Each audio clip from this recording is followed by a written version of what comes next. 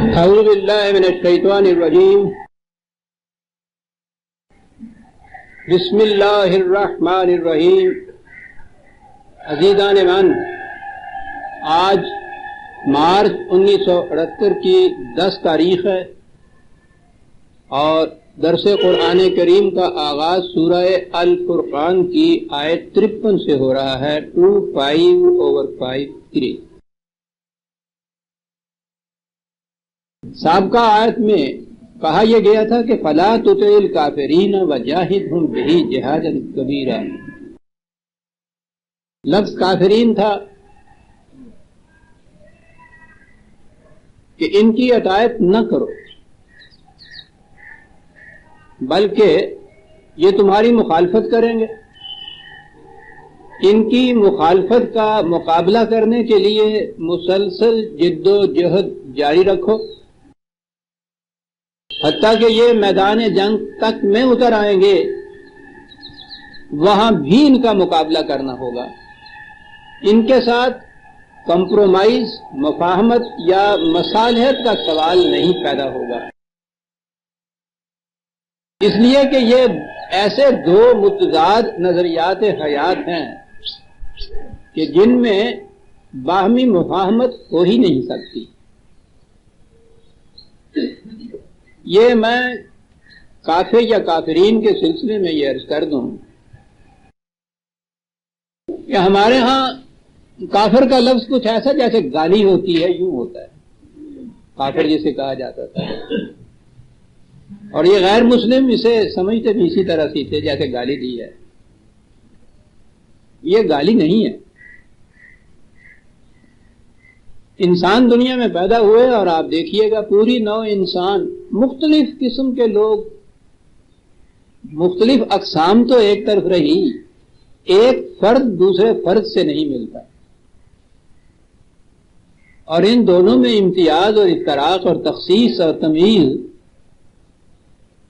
کبھی آپ نے اس پہ غور نہیں کیا کہ اس کے لیے کتنا بڑا ڈپارٹمنٹ مشیت خداوندی کے اندر کوئی ہے اور کتنا ایفیشینٹ ہے۔ اس ایک اتنی چیز پہ غور کیجئے کہ ایک شخص کے انگوٹھے کی لکیریں ہیں ہی کتنا، یہ مقام یہ 1 انچ کے برابر تو یہ ہے کس کا، دنیا میں کسی دوسرے شخص سے نہیں ملتا۔ اور یہ جو ہم اثر انسان ہیں، مثلا آج کی دنیا کے انسان 2 ارب سمجھ لیجئے، انہی کی بات نہیں۔ جب سے انسان پیدا ہونا شروع ہوا آج تک، ذہن میں لائیے یہ کتنی انسانوں کی بات کر رہا ہوں میں۔ جو پہلا انسان مثلا تھا اس کا اور آج جو ہے، ان کے بھی 2 انگوٹھے 2 ایک سے نہیں، نہ آج ہیں۔ یعنی تفریق انفرادی کی کیفیت یہ ہے، 1 انچ جگہ ہے، اور میں کہتا ہوں تصور میں نہیں آتا کہ اتنے ڈیزائن،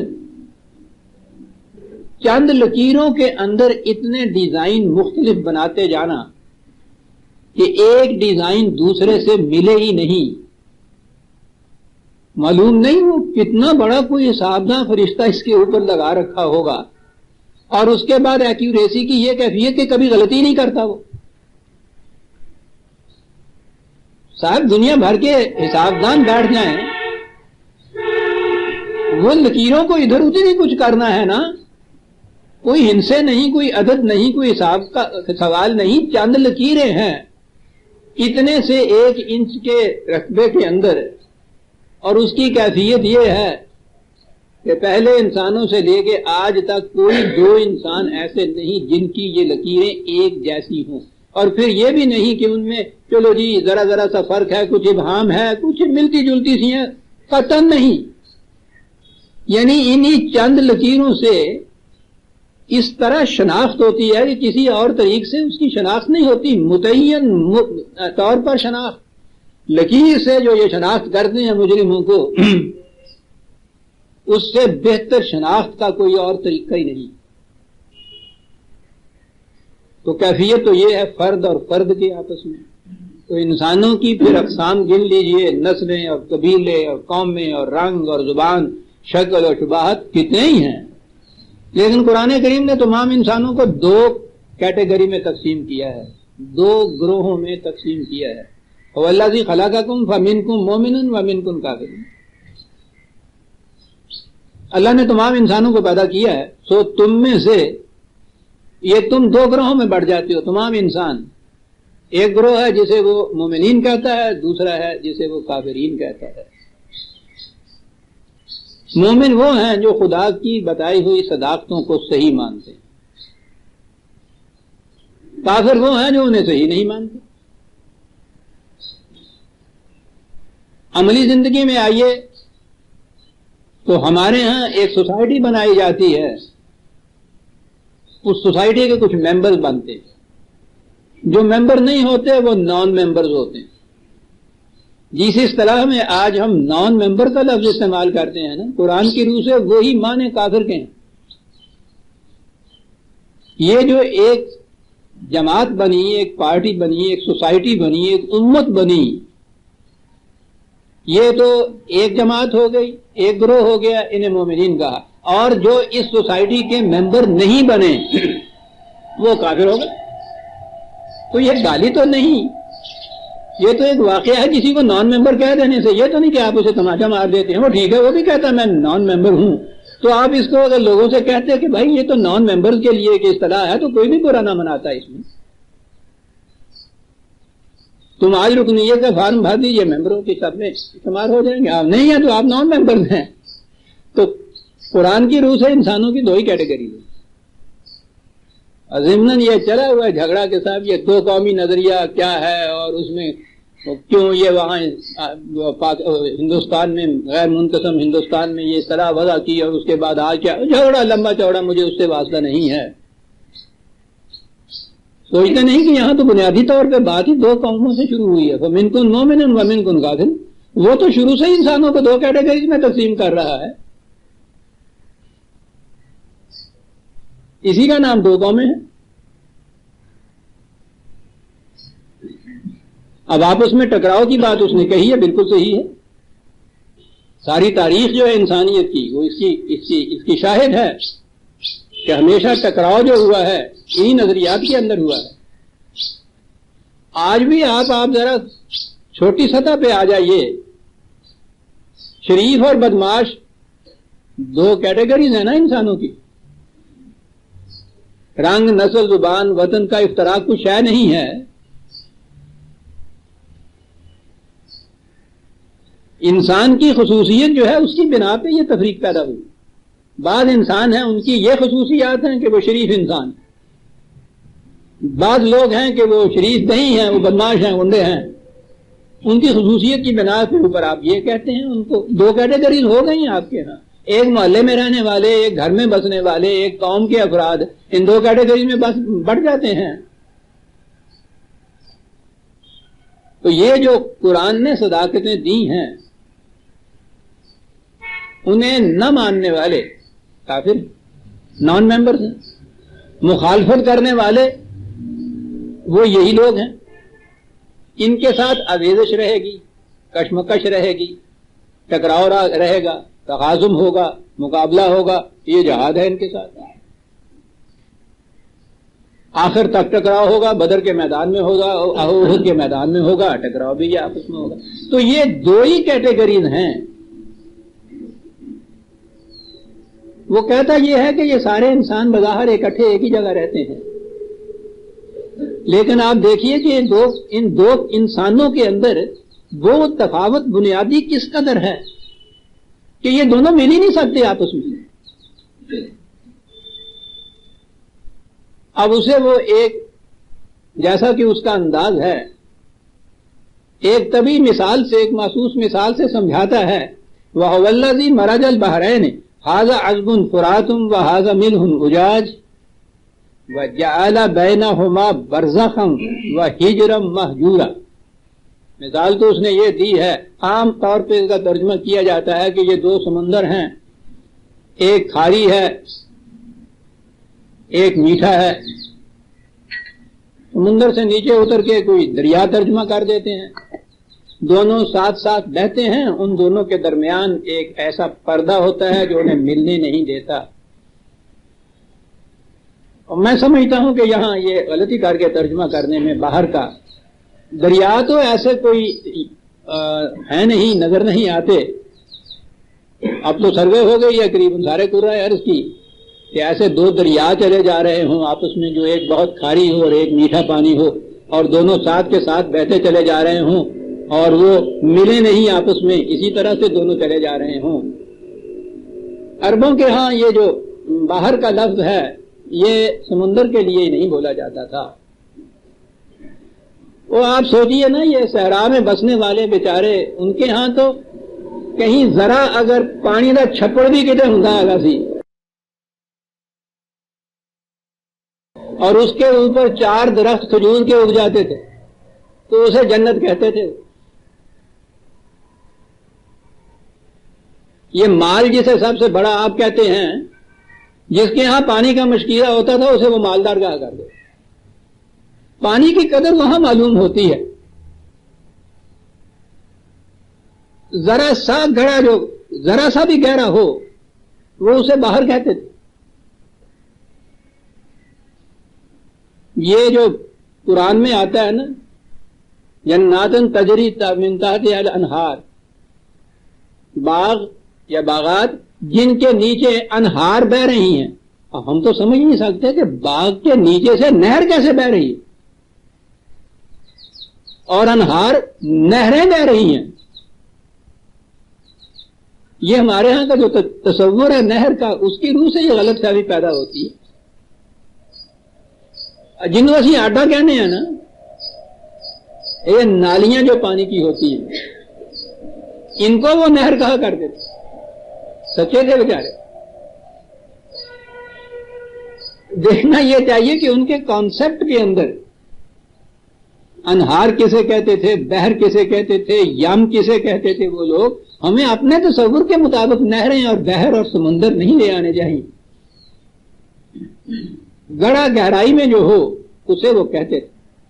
اور یہ چیز جو ہے اب سمجھ میں آ جاتی ہے کہ پانی کی لہریں اسٹریم جو ہیں یہ زیر زمین چل رہی ہیں. اوپر والا پانی تو پہاڑوں کے اوپر سے آتا ہے، بارش کا آتا ہے. اصل پانی کا جو ذخیرہ ہے انسانوں کے لیے وہ تو زمین کے کرسٹ کے نیچے سے ہے نا، سطح کے نیچے. اور وہاں آپ دیکھیے، یہاں ایک کنواں کھودیے، سخت کڑوا نکلتا ہے پانی. اب اس کے بعد وہ بتاتے ہیں کہ سر یہاں کھودیے میٹھا پانی نکلے گا. یہ یہاں کڑوا پانی، نمکین کھاری پانی، اس وہاں یہ میٹھا پانی، اور پھر اس کنویں میں سے ہمیشہ کڑوائی پانی، ساتھ والے کنویں سے ہمیشہ میٹھا پانی. وہ کبھی ایسا نہیں ہوتا کہ نیچے دونوں پانی مل جائیں. تو وہ چلیے کھاری میٹھا نہ رہے، کچھ کڑوا تو تھوڑا بہت ہو جائے، تلخ سے تھوڑا جا ہو جائے.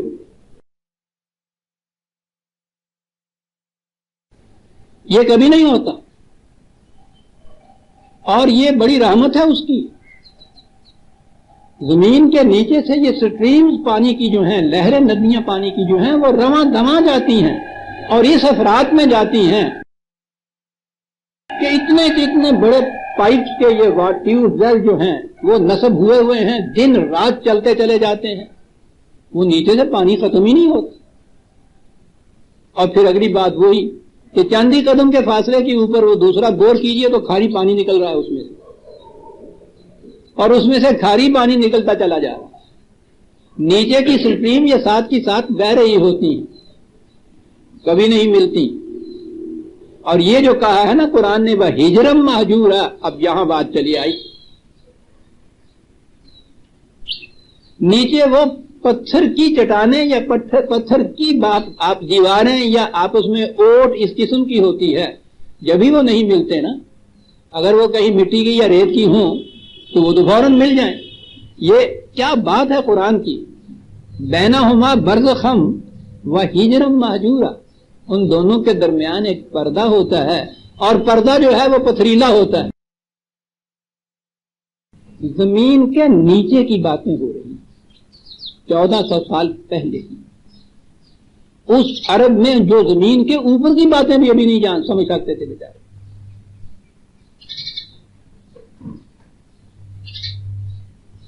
سمجھائی بات یہ کہ یہ سارے انسان اکٹھے بستے ہیں، ساتھ ساتھ رہتے ہیں، ساری عمر اکٹھے ہی چلتے ہیں، پھر ان دونوں کے درمیان اتنا بین تفاوت کہ ایک شرافت کا مجسمہ ہے، ایک سر سے پاؤں تک گنڈا پن نظر آ رہا ہے آپ کو، ایک ان صداقتوں کو ماننے والا ہے، دوسرا اس سے انکار ہی نہیں کرتا، ساری عمر مخالفت کرتا ہے اس کی۔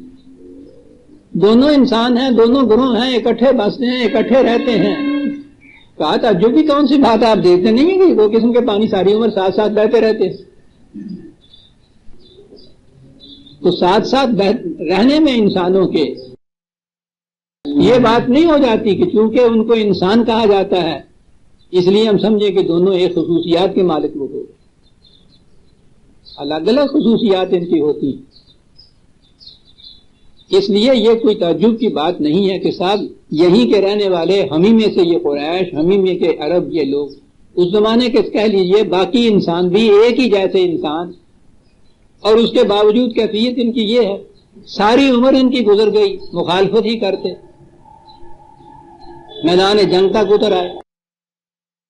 تو کہا اس میں تعجب کی کوئی بات نہیں ہے، یہ جو کہا ہے نا ان کے درمیان ایک پردہ ہوتا ہے۔ اب یہاں سے یہ جو محسوس مثال تھی، آئیے اس کے بعد انسانوں کے اوپر جب یہ مثال لے کے آتا ہے۔ وَإِذَا قَرَأْتَ الْقُرْآنَ، قرأت کے معنی عام طور پہ تو یہ قرأت ہمارے ہاں قاری جو آتے ہیں نا قرآن کو پڑھنا ہی ہوتا ہے، وہ اس فن کے حساب سے پڑھیں یا گا گا کر پڑھیں، ورنہ عربی زبان میں اس کے معنی پروکلمیشن ہوتی ہے، اعلان کرنا کسی بات کا۔ یہ جو ہے پیغام قرآن کا، جب اس پیغام کو تو عام کرتا ہے، بلند کرتا ہے، بہرحال قرآن پیش کرتا ہے، کچھ بھی معنی اس کے دے لیجئے۔ جعلنا بینک و بین الذین لا یؤمنون بالآخرۃ، تم اور وہ لوگ کہ جو زندگی کے تسلسل کو، حیات بعد الموت کو نہیں مانتے ہیں، ان دونوں کے درمیان حجابم مستورا، ان دونوں کے درمیان ایک پردہ لٹک جاتا ہے۔ یہ قرآن پیش کرنے والے اور یہ جو اس سے انکار کرنے والے، اس کی مخالفت کرنے والے ہوتے ہیں، پیش تو یہ کر رہے ہیں، ان دونوں کے درمیان ایک پردہ لٹکتا ہے، اور قرآن کا حجاب ہے، حجاب ہے پردہ، حجابم مستورا۔ حجاب تو خود دوسرے کو پردے میں لے آتا ہے نا، حجابم مستورا وہ پردہ جو خود مستور ہے، چھپا ہوا ہے۔ پردے نے تو چھپانا ہے کسی اور کو، وہ تو چھپاتا ہے، خود پردہ چھپا ہوا ہے تمہاری نگاہوں سے۔ تو اب انسانوں کے درمیان جو دو دلوں کے درمیان، دو ذہنوں کے درمیان جو پردہ لٹکتا ہے، وہ پردہ تو ہوتا ہے، حجاب مستور ہوتا ہے، ایک چھپا ہوا پردہ۔ یہ ہے ذہنیتوں کا فرق جسے آپ کہتے ہیں، نہ ماننے کی ایک پہلے سے ہی طے شدہ بات، حجابم مستورا۔ یہی حجاب مستور جو انڈر گراؤنڈ کرنٹس آپ کے یہاں چلتی ہیں اس میں ہے نا، ہمیں وہ نظر ہی نہیں آتی، لیکن وہ کبھی آپس میں دو پانی نہیں ملتے۔ وہ کہتے ہیں اسی طرح سے ذرا دیکھو انسانوں کو، تم قرآن پیش کرتے ہو، ان کے سامنے پیش کرتے ہو، تمہارے جیسے بظاہر شکل و شباہت کے اعتبار سے انسانی نظر آتے ہیں، لیکن دونوں کے درمیان ایک پردہ ہوتا ہے، اور وہ پردہ خود نگاہوں سے پوشیدہ ہے۔ باقی یہ سارے انسان جتنے بھی ہیں یہ ٹھیک ہے، طبی طور پر وَهُوَ الَّذِي خَلَقَ مِنَ الْمَاءِ بَشَرًا، تمام انسانوں کی تخلیق جیسے اس نے کہا ہے کہ ہر زندہ چیز کو ہم نے کی ابتدا ہم نے پانی سے کی ہے۔ پانی زندگی کی بنیاد ہے، جو میں نے کئی دفعہ کہا ہے کہ جہاں بھی یہ جاتے ہیں، کہیں وہ چاند پہ جائیں، مریخ پہ جائیں، جہاں جا رہے ہیں وہاں سب سے پہلے وہ مٹی لیتے ہیں اور مٹی میں دیکھتے ہیں کہ نم ہے یا نہیں۔ اگر اس میں نم ہو تو سمجھتے ہیں کہ یہاں امکان ہے لائف کا، زندگی کا، نم اگر ہو تو، اور اگر مٹی میں نم نہ نکلے وہاں تو وہ کہتے ہیں کہ یہاں آبادی یعنی زندگی یہاں نہیں ہو سکتی، لائف ان اینی فارم، کسی شکل میں زندگی ہو، زندگی نہیں ہوتی۔ 1400 سال پیشتر قرآن نے عرب جیسے مقام میں، جہاں جیسا میں نے عرض کیا تھا کہ ان کا جو مرکزی شہر تھا، بین الاقوامی شہرت کا شہر مکہ، اس سارے شہر میں 17 آدمی تھے جو لکھنا پڑھنا جانتے تھے صرف. تعلیم تو بہت بڑی چیز ہوتی ہے. اس دور میں اس ملک میں ایک ان پڑھ شخص جسے امی کہا گیا ہے وہ یہ بات بتا رہا ہے کہ زندگی کی بنیاد پانی ہے. خود انسان کی ابتدا جو ہے وہ ایک ایسے جرثومے سے ہوئی ہے جو پانی اور مٹی کے ملنے سے نمود میں آیا تھا 1400 سال پہلے. پھر یہ ایولیوشن کی سٹیجز طے کرتا ہوا پیکر بشریت تک آیا. آج 20ویں صدی میں جا کے کہیں یہ مارتا آ رہا سائنس کا انکشاف بتایا جاتا ہے. وہ ایک امی 1400 سال پیشتر عرب کے علاقے کے اندر بیٹھا ہوا وہ یہ بات کہہ رہا تھی. اس زمانے میں کسی انسان سے یہ ممکن اس کی فکر میں یہ بات آ سکتی؟ والذی خلق من الماء بشر. اس لیے جہاں تک تو کبھی زندگی کا تعلق ہے انسانوں کی یہ ٹھیک ہے وہ مشترک ہے تو سب کی نمود اسی سے ہوئی ہے. اسی طرح سے یہ بشر سارے بن گئے ہیں. پھر یہ تمہارے ہاں جو قبیلوں کے اندر تم نے ایک دوسرے کو بانٹ لیا نسلوں میں بانٹ لیا یہ اس نے کہا یہ تمدنی زندگی ہے تمہاری جس کی بنا پہ تم نے آپس میں ایک دوسرے کو مختلف گروہوں میں بانٹ رکھا ہے. یہ بھی کوئی تقسیم صحیح نہیں ہے. وہ بات یہ لا رہا ہے تقسیم تو وہی کفر و ایمان کی ہے. یہ تمہاری تمدنی زندگی کے تقاضے تھے جن کی وجہ سے تم نے اپنے آپ کو پہلے قبائل میں بانٹ لیا خاندانوں میں بانٹ لیا. اب خاندانوں میں وہ یہ کہتا ہے کہ آؤ تمہیں بتائیں خاندان بڑھتا کس طرح سے. لڑکے کا اپنا خاندان تو ہوتا ہے نا آبا و اجداد تک جو جاتا ہے اوپر داد کے جن کو کہنے ہیں ددھیال جن کو کہتے ہیں یہی ہوتا ہے. جب شادی ہوتی ہے ایک دوسرا خاندان ہوتا ہے اس خاندان کا ارتباط ہوتا ہے اس خاندان کے ساتھ. اب یہ دو خاندان ملتے ہیں یہ خاندان ملنے کے بعد ذرا پھیلتے ہیں تو یہ قبیلہ بنتا تھا ان کے. معلوم نہیں ہے یہ پنجابی زبان والے یہ کمبختو مربو سے بھی پیچھے تھے. آپ کو تو میں نے عرض کیا نا کہ اگلے ہمارے بچے سے بیچارے پنجابی بھی نہیں جانتے. ہمارے ہاں پنجابی میں بیوی نو کہتے قبیلہ سن. اب میرا قبیلہ آپ حیران ہوں گے اس سن کے بیوی نو قبیلہ کہتے تھا.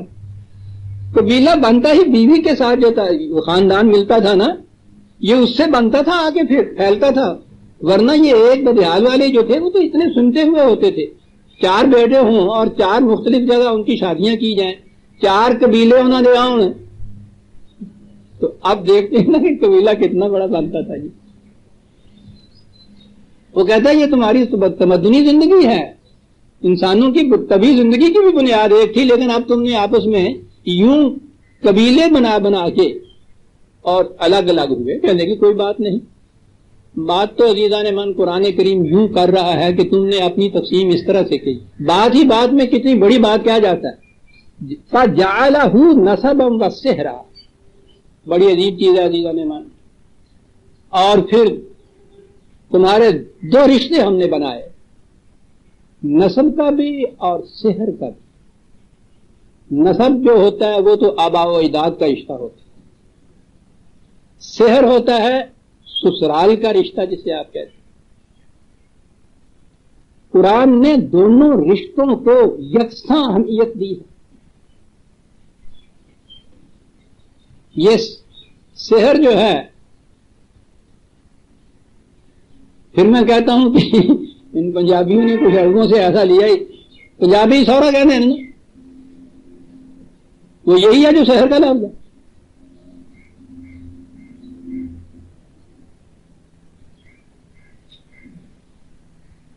یہ خسر والی بات جو تھی یہ تو ایرانیوں کے یہاں سے آئی. سسر والی بات بھی جو تھی یہ یوں ہوئی. اصل میں یہ جو چیز تھی وہ سحر جو ہے وہ سورا ہی ہے جو پنجابیوں کا ہوتا ہے. قرآن نے ان بہت چیز میں نے عرض کیا نا کہ بات تو یوں ہی تبھی تقسیم کی کر رہا ہے لیکن وہ تو جاتے جاتے ہی بات اتنی بلند کیا جاتا ہے. اس نے دونوں رشتوں کو برابر کا واجب التعظیم بتایا. اس میں دونوں کو یکساں تعلق ان کے ساتھ بتایا دونوں رشتوں کا. عزیزان ایمان اتنی سی بات قرآن کی سمجھ میں آ جائے تو ہمارے گھریلو تنازعوں میں سے آپ دیکھیے 90% تنازع ختم ہو جاتے ہیں اگر اس لڑکے کے ذہن میں اپنے ہاں کے رشتے اور بیوی کے رشتے جو ہیں وہ یکساں واجب و تقریم ہو جائیں.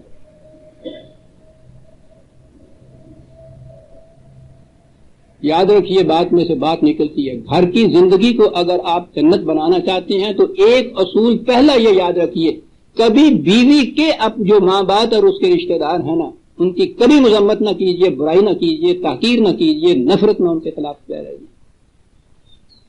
یاد رکھیے جتنی محبت آپ کے دل میں اپنے ماں باپ کی ہے نا, اتنی ہی محبت اس کے دل میں اپنے ماں باپ کی بھی ہے. جب آپ اپنے ماں باپ کے خلاف کوئی برائی کا لفظ برداشت نہیں کر سکتے, وہ بھی برداشت نہیں کر سکتے. فرق اتنا ہی ہے کہ وہ اپنے آپ کو مجبور و محکوم و محتاج سمجھتی ہے, وہ خاموش رہتی ہے. تم بالا دست ہوتی ہو اس لیے بس ملا کہتی ہو, تم میری ماں نو ہے کہتا سی, یعنی تم وہ ماں نو پیو نو دادیاں تیتر نو نولدا رہنا روز, تیرے کوئی گل نہ ہوئی, تیرا تو حق ہے نا, یہ مینو بھی گالا دے لیں تو میرے وڈیاں نو بھی دے لیں. لیکن کس نے اگر تمہارے باپ کی جوتی کو جوتڑی کہہ دیا ہے تو پھر یہ بخشی نہیں جا سکتی. ہاں نہیں, بڑی بےعزتی خراب کر دی تھی نا یہ پیوریوں نے. بنیاد یاد رکھیے عزیزان من, ان کی بھی ایسی تعظیم کیجیے جیسی اپنے ماں باپ کی تعظیم آپ کر رہے ہیں. اس کی بھی تعظیم کیجیے. اگر اس کے دل میں اپنی عزت بنانا چاہتے ہیں نا, اس کی عزت کیجیے, اس کی عزت کیجیے, ان کی بھی عزت کیجیے جن کی محبت اس کے دل کے اندر ہے. کیا اتنے سے ہی کہ کل چال کلمے پڑے تمہارے ساتھ میں وہاں آ گئی تو وہ سارے اس کے اپنے ماں باپ بہن بھائی عزیز رشتہ دار سارے آج جتنے بھی تھے وہ غیر اور دشمن ہو گئے. جس کا جیتا ہے ان کو گالیاں دیتا پھرے, اور یہ کچھ نہ دل میں برا بھی نہ منائے. یہ کتنی بڑی ایکسپیکٹیشن تم ان سے کرتے ہو, کتنا ظلم کر رہے ہو تم اس کے اوپر, اور پھر کہتے ہو کہ گھر کے اندر تعلق ہمارے جنتی زندگی کے رہنے چاہیے. کبھی دنیا میں ایسے شخص کی زندگی آپ سوچئے کسی ایک شخص نے کبھی آپ کے باپ کو گالی دی ہو, ساری عمر آپ نہیں بھولتے اس کو. مرتے وقت اپنی اولاد کو کہتے ہیں کہ ایرے کو میں بدلہ ضرور لینا ہے, ادھر اینے تیرے دادے نے گالیاں کڑی ہیں اور تم اس بیچاری کے ماں باپ کو روز گالیاں دیتے ہو, اور اس کے بعد توقع یہ کرتے ہو کہ یہ تمہیں بھی پوجے تو تمہارے ماں باپ کو بھی پوجے. عزیزان من, بات میں سے بات نکلتی ہے, قرآن نسبن و سحرن کو ایک سطح کے اوپر رکھ کے تمہیں دے رہا ہے. فجعلہ, اگر یہ دادکے کے دریال کے رشتے جو ہیں, جی ہاں میں کہہ رہا تھا کہ بات تو اس نے اتنی سی کہنی تھی کہ ایک خاندان پھیل کے پھر قبیلہ کیسے بنتا ہے تم ایسے کیسے بتاتے ہو, لیکن جاتے جاتے وہ بات یہ کہہ گیا ہے, ایک سطح کے اوپر اس نے رکھا ہے اپنے آباء و اجداد کے والدین کے رشتوں کو اور بیوی کے ماں باپ کے رشتوں کو. نسب اور سحر دونوں یکساں اس نے رکھے ہیں. لیکن اس معاشرے کا کیا علاج, پتہ نہیں یہ کمبختیاں ہمارے حصے میں کہاں سے آئیں. معاف رکھیے گا اگر میں اس سطح پہ اتر آؤں, اس کے بغیر بات سمجھ میں نہیں آئے گی. بیوی کے بھائی کو سالہ کہتے ہیں, سالہ تو ہمارے ہاں گالی ہے. اندازہ لگائیے آپ, روز یہ لفظ سنتے ہیں نا آپ, اور سالے یعنی معاشرے میں ہمارے ہاں پھر یہ چیز ایسی عام ہو جاتی ہے کبھی ہمیں محسوس بھی نہیں ہوتا کہ ہم کیا کہہ رہے ہیں, کیا کر رہے ہیں. یہ تو خیر آپ سمجھیں گے نہیں جو ہم نے بچپن سے سوری نہ ہوئے, آپ کو معلوم ہے یہ کیا کہہ گیا ہو, یعنی ساس کا بیٹا ہو, یہ سوری ساس سن لی, یعنی سورا ساس سسر تو سوری ساس, سوری نہ ہوئے یعنی کیا بات ہے میرا سالہ لگے, یہ گالی ہے سالہ. اور پتہ نہیں ہے کم وقت سارے علاقوں میں, ادھر ہم نے سارے یو پی میں بھی سنا, ویسے تو وہ سسر وسر کہتے ہیں, وہ شالہ وہ بھی وہ کہتے ہیں بنگال سے ہے وہ شالہ, تو شالہ ہو جاتا ہے ذرا وہ کالا ہوں گا نا ذرا.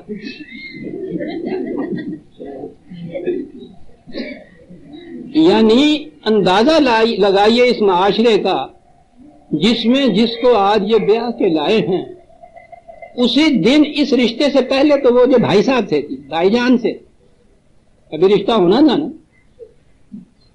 جی، جتیاں کس جاندی آ گئی ہیں یہ رشتہ لانے آنے، یعنی اس وقت تک وہ بھائی جان تھے، خاطر تواضع ہوتی تھی ان کی، بڑے شریف خاندان میں ہم نے شادی کی ہے ان کی. جو ہی اس نے 4 پہاڑیاں لیا اور وہ گھر میں آئی بیوی ہو کے، ہوتے کے ساتھ ہی اس کا وہی بھائی سالہ ہو گیا. اور سالے ریزا نے مان ہم تو یہاں پہنچے ہوئے،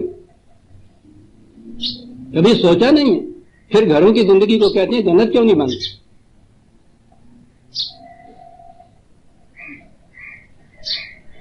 میں کہتا ہوں عزیزان من، یہ بڑے چھوٹے چھوٹے سے نقطے ہیں. میں تو ان نقطوں کے اوپر آنے کے بعد میں نے قرآن کے نئے سرے سے ایمان لایا ہوا کہ کیا بات وہ کر گیا ہے نسبن و صاحب کہہ کے. ایک بنیادی چیز آپ کے ہاں کی اس دعائی زندگی کو خوشگوار بنانے کی جو تھی، اس نے 2 لفظوں میں وہ سارا راز کہہ دیا کہ نسب و سحر جو ہے برابر کے رشتے ہیں، یاد رکھو. وَكَانَ رَبُّكَ قَدِيرًا، اور یہ خدا کے مقرر کیے ہوئے کچھ پیمانے ہیں، رشتے ہیں، اندازے ہیں. ان کی بنا پر 2 خاندان ایک خاندان بنتے ہیں، اور اس طرح سے تم نے ان کو قبیلے بنا دیے ہیں. تو ان کی حیثیت تقسیم نہیں ہے، انسانیت سے اس میں ہو جاتی. تقسیم کا معیار وہی ہے شریف اور بدماش میں، وہی معیار بلند سطح کے اوپر آپ جب مومن اور کافر میں، ممبرز اور نان ممبرز میں، صداقتوں کو ماننے والے ان کو جھٹلانے والے، 2 ہی کیٹیگری دنیا میں پھر رہتی ہیں. باقی عزیزان میں کہا کیٹیگری 2 ہی ہیں. یہ ساری تمدنی زندگی کے تمہاری ضرورتیں ہیں جن کے مطابق یہ چیزیں آپس میں تم ایک ہو جاتے ہو. اور اس کے بعد وہ کیٹیگری ہے کہ وَيَعْبُدُونَ مِن دُونِ اللَّهِ مَا لَا يَنْفَعُهُمْ وَلَا يَضُرُّهُمْ. ان کی کیفیت یہ ہے جنہیں ہم نے کافر کہہ کے پکارا ہے، جو نہیں اسے تسلیم کرتے. وہ میں یہاں ایک بات عرض کر دوں اور اسے یاد رکھیے گا ہمیشہ. انسان نے قرآن نے آ کے بنیادی تعلیم کیا دی، نبی اکرم صلی اللہ علیہ وسلم نے کیا چیز تھی جو انقلاب آفری چیز کیا تھی جو دنیا میں پیش کی، اور وہ ایک ہی چیز ہے، انسانوں کو انسان پرستی سے چھڑا دیا. یہ ہے باطل کی لم، ایک انسان کا دوسرے انسان کی، جسے ہم پرستش کہتے ہیں، وہ پرستشی کی بات نہیں، یا بدون کی بات ہے، محکومیت اختیار کرنا اس انسان کی دوسرے انسان سے محکومیت اختیار، اس کا عبد ہو جانا. اس کے لیے ہمارے یہاں چونکہ لفظ پرستش آ گیا، اسی لیے پرستی کہتے ہیں، شخصیت پرستی سے کہتے ہیں. حضور سے پہلے تو بہرحال انبیاء کرام تو آتے تھے، انسان ہوتے تھے، بہرحال ان کی صداقت پر ایمان بھی لانا پڑتا تھا. کچھ شائبہ تھا نا اس کے اندر، ایک انسان کو اس مقام کے اوپر سمجھنے کا. ختم نبوت نے اس چیز کو بھی ختم کر دیا عزیزان مان کہ اس کے بعد اب نبی بھی نہیں آئے. انسان کے سامنے انسان کی حیثیت ختم کر دی اس نے. اسی لیے اس نے کہا تھا کہ امام محمد اللہ رسول قد خلت من قبل الرسل، محمد صلی اللہ علیہ وسلم. اندازہ لگائیے حضور کا مقام ہمارے دلوں کے اندر. کہا کہ وہ خدا کا ایک پیغامبر تھا، آیا اپنا مشن پورا کر کے چلا گیا. افہم آتا آؤ قتل انقلبوا علی اعقابکم، کل کو اگر وہ مر جائے، قتل ہو جائے، نہ رہے تم میں، تو بس تم یہ کہو گے کہ وہ بات اس کے ساتھ تھی، وہ چلا گیا، معاملہ ختم ہو گیا. یعنی کہ قتل غلط. یہ حق تو محمد کو بھی حاصل نہیں تھا. ما کان لبشر ان یؤتی اللہ الکتاب والحکم والنبوۃ ثم یقول للناس کونوا عبادا لی من دون اللہ. کسی انسان کو اس کا حق حاصل نہیں ہے، خواہ خدا اسے ضابطہ قوانین دے، حق حکومت دے، نبوت بھی کیوں نہ دے کہ وہ دوسرے انسانوں سے یہ کہے کہ تم میرے محکوم بن جاؤ، خدا کے نہیں. خواہ نبوت بھی کیوں نہ دے. شخصیت پرستی سے چھڑا دیا اس نے، انسانوں کو انسان پرستی سے چھڑا دیا، انسان کے سامنے جھکنے سے چھڑا دیا. انسان یا شخصیتیں جو ہیں وہ ختم ہو گئی. اور آج پتا ہے آپ کو ہم کس مقام سے؟ وہ تو ایک نبی یا نبوت ختم کی نا قرآن نے، ہم نے اس کے بعد قدم قدم کے اوپر ایسی شخصیتیں کھڑی کر رکھی ہوئی ہیں کہ تصور میں بھی ان کی خدائی ہمارے ذہنوں کے اوپر مسلط ہے۔ قرآن امام نے یہ فرمایا ہے، معاملہ آپ کا ختم، نہ آپ سوچ سکتے ہیں، نہ سمجھ سکتے ہیں، نہ اپنی کوئی رائے پیش کر سکتے ہیں، نہ اس کو پرکھ سکتے ہیں، نہ تنقید کر سکتے ہیں، نہ تبصرہ کر سکتے ہیں۔ جو مقام نبوت تھا وہ مقام دیا ہوا ہے نا صاحب، یہ تو فلاں مفسر کی کتاب میں ہے، فلاں امام نے یہ بات کہی ہے، فلاں محدث نے یہ بات کہہ دی، حضرت صاحب نے یہ فرمایا ہے، مولوی صاحب یہ کہہ رہے ہیں، یہاں سے وہاں تک قدم قدم کے اوپر آپ نے یہ بت کھڑے کیے ہوئے ہیں صاحب۔ اور یاد رکھیے کہ جب تک یہ انسان اور بندے کے درمیان یہ انسانی بت نہیں آپ توڑیں گے، خدا تک کبھی نہیں پہنچ سکے۔ ہمارے سامنے بت وہی ہیں جو ہندو درگا ماتا کا، جو وہ نردیوتا کا بت پوتا کا تھا، وہ بت تو شاید کچھ نہیں ہے، حقیقت کیا ہے ان کی؟ وہ تو یوں مٹائے جا سکتے ہیں۔ یہ بت جو انسانوں کے بت آپ کے قلب و دماغ کے اوپر مسلط ہوئے ایک بات ایک لفظ کبھی زبان سے تو نکالنا ایک طرف، دل کی گہرائیوں میں بھی ان کے خلاف اگر یہ بات گزر جائے آپ کانپتے ہیں، ڈرتے ہیں، گڑ گڑاتے ہیں کہ کیا ہو گیا، کیا حضرت مجھے معاف کر دیجیے گا، بندہ بشر تھا بھول گیا، کفارے ادا کرتے ہیں، منتیں مانتے ہیں، سجدے کرتے ہیں جا کے۔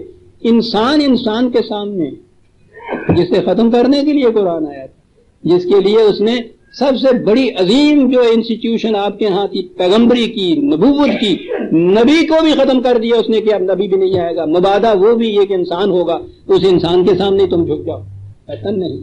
کتنی بڑی آزادی عطا کی ہے قرآن نے، کتنا بڑا بت ہے جس کو توڑا ہے۔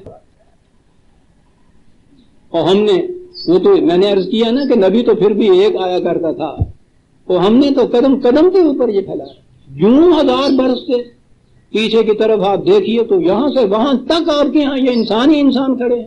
اپنے دور کے اندر آپ دیکھیے تو قدم قدم کے اوپر انسان، کوئی شخص نہ خدا کی کتاب کی سند پیش کرتا ہے، نہ آپ کے سامنے عقل و فکر کی سند کوئی پیش کرتا ہے، تو چلو وہاں نہ صحیح، بعد میں نہ رسیدی خدا کے میں جوئی، خدا تو بعد میں تمہیں ملے گا یا نہ ملے گا، بندے دا پتر دے بن، یہ ترجمہ ہے۔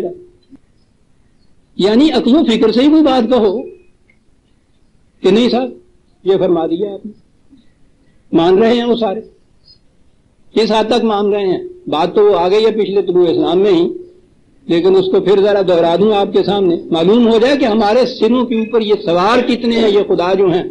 آپ کو معلوم ہے کہ اس میں لکھا ہے کہ یہی سیالکوٹ کے ضلع میں وہ گاؤں جو تھا، اس گاؤں میں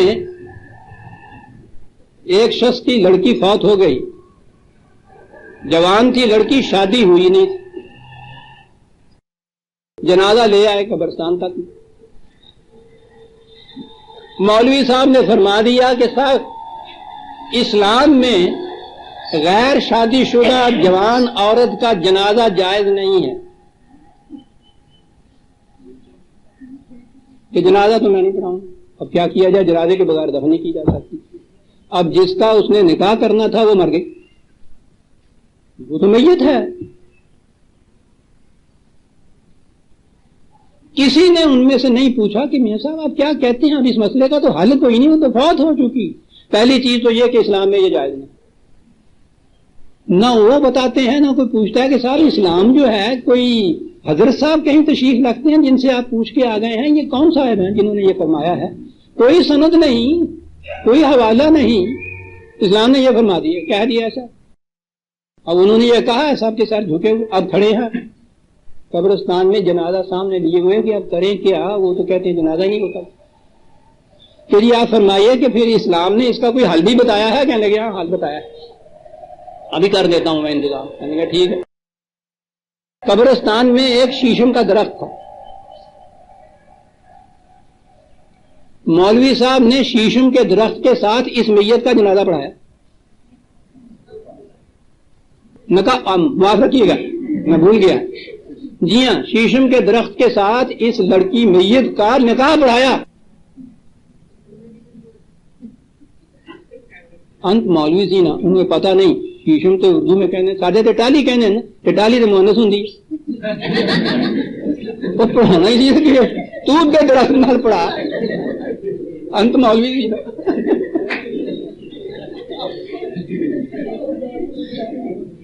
میں کہا ان سے کہو کہ جا کے صاحب اب بھی نکاح نہیں ہوا. وہ کسے ڈالے نال پڑھاؤ تو دیتا. عزیزان مان دنیا کیا کہے گی آپ کو؟ اپنی طرف سے وہ کہے تو ہم کہیں کہ صاحب جہالت ہے، بیوقوفی ہے، کہہ دیے. وہ کہتا ہے اسلام اس کی اجازت نہیں دیتا. اب وہ نکاح پڑا تو نکاح تو ایسے نہیں ہو جاتا نا، وہ تو اس کو گرا پختہ ہونی چاہیے. پختہ گرا کے لیے اس نے کہا کہ صاحب دیگ چاولوں کی پکاؤ، لو آج ساری لمے دے.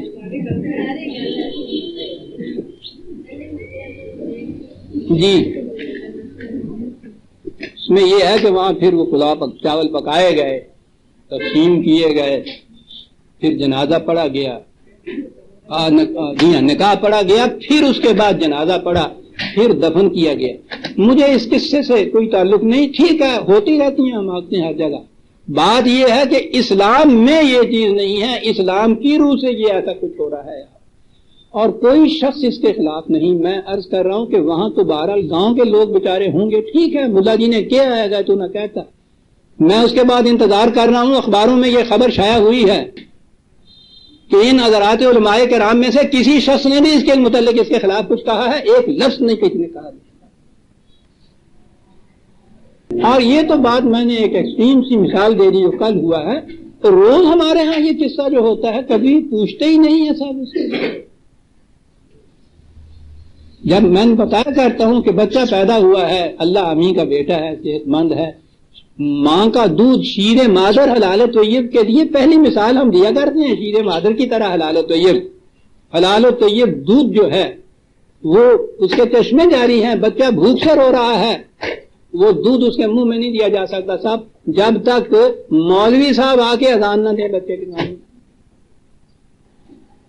ٹھیک ہے خدا کا کوئی حکم لائیے، ہم اس پہ ایمان لائے ہوئے ہیں، ہم مکلف ہیں اس کو ماننے کے لیے. وہاں نہیں آپ کو کوئی بات ملتی عقل و فکر کی روح سے کوئی بات کہیے نہیں صاحب یہ شریعت کا حکم. بڑی سے بڑی وہ سند ہوگی تو کہہ دیں پکی روٹی بھی لکھا ہے جی، آپ کو یہ بھی پتہ نہیں ہوگا میں نے کیا کہا ہے. مسئلے مسائل کی پہلی کتاب جو ہے نا وہ نام ہے پکی روٹی. گل تو مک گئی، پکی پکائی روٹی اس کتاب کا نام ہے. ہماری تعلیم انہی راستوں سے ہوئی. یہ کوئی تینوں پوچھے تیرا ایمان کھلوتا ہے کہ بیٹھا ہوا، تو آخ جی وہ بیٹھا ہوا ہے، کھلوتا تو نٹ جائے گا نا. یہ ہے وہ پکی روٹی. اس قسم کے اس کے اندر سارے مسائل اور وہ سند ہوتی ہے. آپ سوچئے کہ انسانوں کی عقل و فکر کو معاف کرنا، ان کے قلب اور دماغ کے اوپر ان چیزوں کو ایسے مسلط کرنا کہ یعنی وہ سوچئے وہ باپ اس بیچاری لڑکی کا جس کی وہ میت کی اس پہ کیا گزر رہی ہوگی اس وقت جب یہ کہا ہوگا کہ یہ دفن نہیں کی جا سکتی، اس کا جنازہ جائز نہیں ہے. اف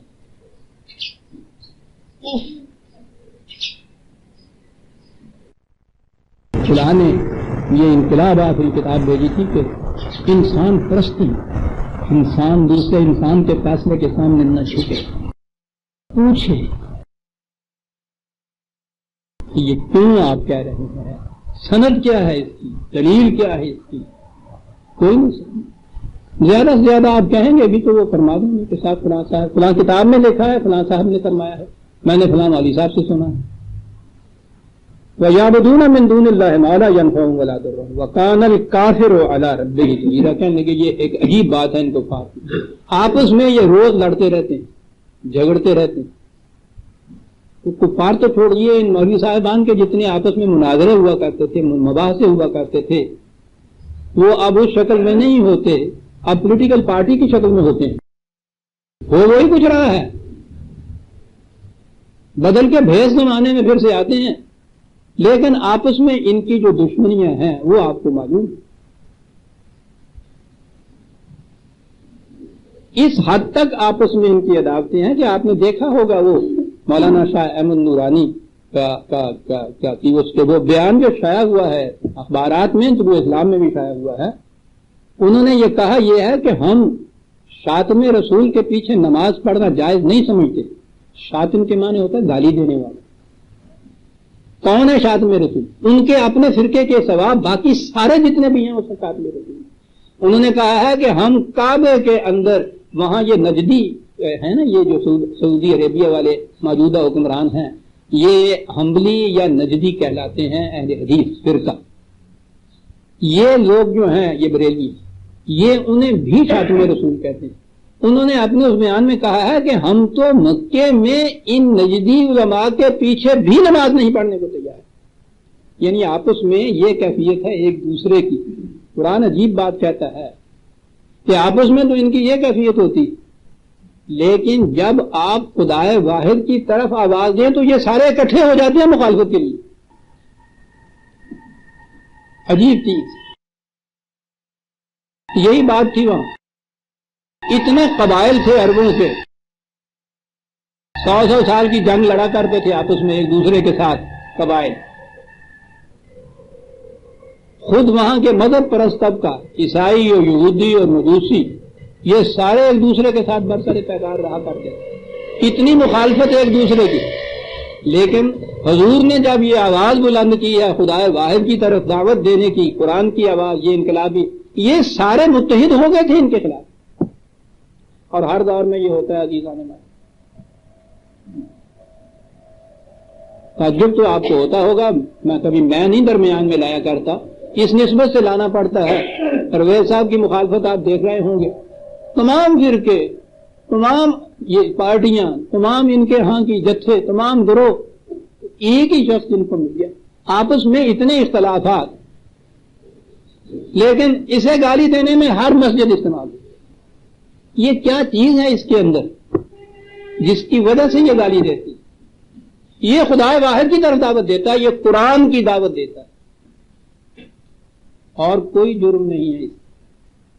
عزیزان امان عمر کے آخری حصے میں یہ عرض کرتا ہوں، اپنے متعلق نہیں یہ کہتا، اللہ کا احسان ہے 40 سال سے یہ میری مخالفت کر رہے ہیں، میری ذات کے متعلق اس کے فضل و کرم سے ایک لفظ آج تک نہیں کہتا، یہی کہتے چلے جا رہے ہیں کہ صاحب یہ تو قرآن کو حسبنا کتاب اللہ کہتے کہ یہ کافی ہے انسانوں کی حیات کے لیے، یہ ہے جرم، قرآن کی بات کہتا ہے۔ وَكَانَ الْكَافِرُ عَلَىٰ رَبِّهِ ظَهِيرًا، خدا کی مخالفت کے اندر یہ سب ایک دوسرے کے ساتھی ہو جاتے ہیں۔ کہا کہ تم یہ پرواہ نہ کرو، قبائل ہیں، مخالف ہیں، یہ مذاہب ہیں، یہ ان کے ہاں کی مختلف خاندان ہیں، قبیلے ہیں، کچھ نہیں۔ وَمَا أَرْسَلْنَاكَ إِلَّا مُبَشِّرًا وَنَذِيرًا، تمہیں تو ہم نے یہ ایک مشن دے کے بھیجا ہے کہ ان سے کہو کہ تمہاری موجودہ غلط روش کے نتائج بڑے تباہ کن ہیں، اچھے راستے پہ چل پڑو گے تو بڑی خوشگوار زندگی بسر کرو گے، بس تم یہ کہے گا، مقابل میں کوئی ہو، مخالفت میں کوئی ہو، تمہیں اس سے واسطہ نہیں ہے، تم یہ بات کہے جاؤ اور ایک بات ساتھ اور اس کے کہو۔ سارے قرآن میں عزیزان امان حضرت نوح علیہ السلام سے دے کے حضور نبی اکرم صلی اللہ علیہ وسلم، ہر نبی کا یہاں ذکر آیا ہے، اس نے کہا یہ ہے کہ میں ایک دعوت تمہیں یہ دیتا ہوں اس کو، اور وہ یہ دعوت ہے کہ وعبد اللہ، معصومیت صرف خدا کے قوانین کی اختیار ہے، ایک دعوت، اور اسی سانس میں یہ ہر نبی نے کہا ہے وما اسألکم علیہ من اجر، میں اس دعوت کے معاوضے میں تم سے کچھ نہیں مانگتا۔ صاحب یہ عجیب چیز ہے، یعنی یہ اتنی بڑی اہم بات ہوئی نا کہ پہلے نبی سے آخری نبی تک ہر نبی کا ذکر، دعوت کا پہلا ٹکڑا دہرایا گیا، اور وہی دعوت ہے حقیقت میں کہ معصومیت صرف خدا کی اختیار کرو، اور اسی سانس میں فل سٹاپ بھی نہیں ہے، اس میں اسی سانس میں ساتھ یہ ہے کہ میں اس کے بدلے میں تم سے کچھ نہیں مانگتا۔ گویا یہ اتنی بڑی اہم چیز ہے کہ وہی چیز اثر انداز ہو سکتی ہے جس میں آپ کا ذاتی مفاد کوئی نہیں، کوئی ذاتی مفاد آپ کا آیا، کچھ نہ کچھ اس کے اندر تھوڑا بہت پرتا اس کا آ جائے گا، اور جب آپ یہ کہہ دیں گے کہ میں اس کے بدلے میں تم سے کچھ نہیں چاہتا، تو پھر وہ اس کا ذاتی مفاد اس کے اندر ختم کر دیا۔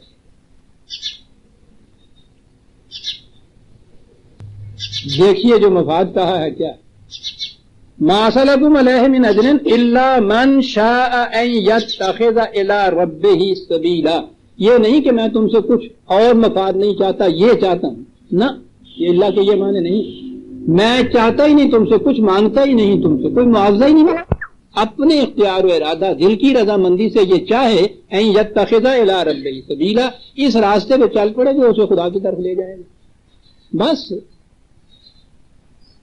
میں کچھ نہیں تم سے چاہتا۔ اسی کے لیے دوسرے مقام پہ کہا ہے، وہ اس سے بھی بڑے خوبصورت الفاظ کہ تمہارے خیال میں یہ تو آتا ہی ہوگا کہ بھائی بہرحال یہ دعوت دے رہا ہے، پیغام پہنچا رہا ہے، تو اس کے بعد ایک ان کے الفاظ میں ایک پارٹی بنا رہا ہے، ایک جماعت بنا رہا ہے، تو اب پارٹی آج اس زمانے میں تو بہت بڑا، اس سے بڑا صلہ اور کیا ہو سکتا ہے کہ زیادہ سے زیادہ ممبر پارٹی کے بنے یا متفق اس کے ساتھ بنے، اس لیے کہ وہ انتخاب سامنے ہوتا ہے نا، وہ ہر پارٹی کا جو ممبر وہ بناتا ہے وہ ایک ووٹ لیتا ہے، اصل میں وہ آدمی نہیں ہوتا جی، وہ کہہ دے میں تینوں ووٹ نہیں دینا ہے گا تو اس دن کٹ دیتا ہوں، وہ ایک ووٹ ہوتا ہے۔ مولوی صاحب سے اس نے کہا تھا کہ صاحب یہ اس کے پاس اتنی دولت ہے، اس کے پاس اتنے روپے ہیں، کہنے لگا ہمارے پاس بہت روپے ہیں، کہنے لگا کون سے روپے ہیں، کہنے لگے یہ جتنے انسان پھر رہے ہیں نا یہ سارے میرے روپیے پھرتے پہ جائیں گے، کہنے لگا تیرے روپیے کس طرح، کہتا جنہیں مارنا روپیہ دینا ہے، جنازہ پڑھا یہ تو کھڑے پہ پھرن پہ ہوا گیا نا، بس میں اڑیگنا ہی ہے، جنہیں بندے پھر دیتا ہے۔ یہ پارٹی میں جتنے لوگ آتے ہیں نا ان کا ووٹ ہوتا ہے، تو کم از کم یہی صحیح، کیا بات ہے قرآن کی عزیزان، من قل ان سے کہہ دو ما سألتکم من اجر، میں کوئی اجر نہیں تم سے مانگتا، یہ جو تمہارے ذہن میں آ رہا ہے کچھ کے ساتھ یہ پارٹی بنا رہا ہے، اس میں بھی کچھ اپنے لیے کہہ رہا مانگ رہا ہوگا، نہ من اجر فہو لکم، جو ذہن میں تمہارے کچھ آ بھی سکتا ہے نا وہ تمہارے ہی لیے ہے، تم میرے لیے نہیں ہے۔ امت اور جماعت ایک مضبوط بنا لو گے تو تمہارے ساتھ کے بات، میں نے الیکشن نہیں لڑنا، مجھے ووٹ نہیں چاہیے، کیا انداز ہے، قل ما سألتکم من اجر فہو لکم، اور یہ چیز نبی اکرم صلی اللہ علیہ وسلم نے اپنے ہی متعلق نہیں کہی، عزیزان من اصول قرآن نے ایک دیا ہے، اسے ذہن میں رکھیے گا، آپ کے یہ ریفرنس جی 34/47 34/47 لکھ لیا،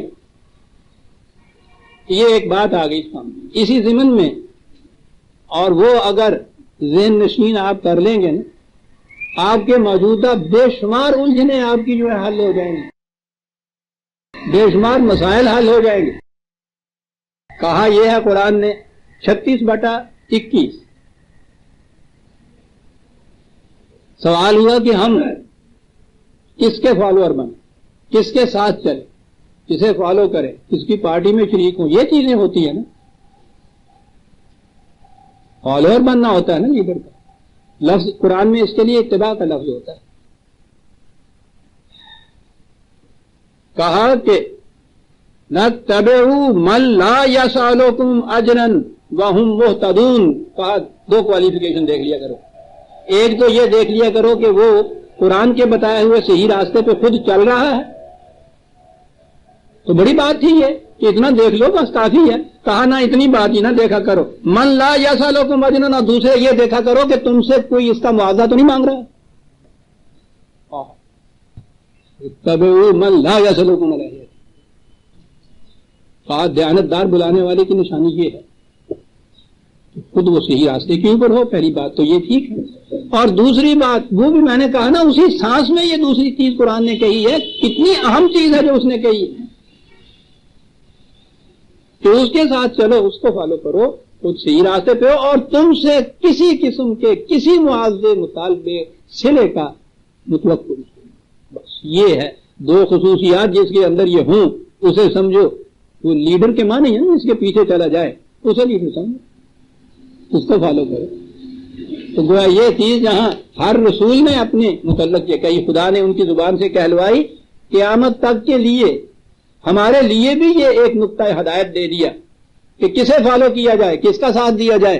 تو اس کا ساتھ دیا جائے کہ جو قرآن کی ہدایت کے اوپر ہو، اور اس کے ساتھ یہ کہ اپنے لیے کسی قسم کے صلے اور معاوضے کا متوقع نہ ہو، طلبگار نہ ہو. اور معاوضے کی شکل تو میں نے کہا ہے نا، یہ روپیہ پیسہ ہی نہیں ہے، روپیہ پیسہ شے کچھ نہیں ہے، یہ تو لاکھوں روپے خرچ کر کے اور پھر کچھ معاوضہ لیتے ہیں آپ لوگوں سے. پیسہ روپیہ تو اور کوئی چیز ہے، بہت پست درجے کی چیز ہوتی ہے. تو اصول آپ نے سمجھ لیا جو قرآن نے بتایا. قل ما اسألکم علیہ من اجر. بڑی چیز ہے عزیز، دل بے مدعا ہونا. لیکن یہ بھی میں نے غلط کہہ دیا ہے، دل بے مدعا ہو نہیں سکتا. مدعا ہوتا ہے، فرق مدعا اور مدعا میں. قرآن نے یہ بتا دی بات، معاف رکھیے گا، تو رہ ہی گئی تھی، ورنہ اس چیز نے پھر ذہن میں پیدا کر دی. ما اسألکم علیہ میں اسألکم، تم سے میں کوئی معاوضہ نہیں مانگتا. بات تو یہ تھی، تم سے نہیں معاوضہ مانگتا. یہ نہیں ہے کہ میں اس کا معاوضہ ہی نہیں چاہتا، تم سے نہیں میں کوئی معاوضہ مانگتا. ان اجری الا علی اللہ، اس سے مانگتا ہوں جس کا کام ہے یہ. واہ، دل بے مدعا بھی نہ رہا. جو آرزو اگر دل کے اندر نہیں رہتی تو وہ تو دل تو مردہ ہوتا ہے. تمبا زندگی تو آرزو کا نام.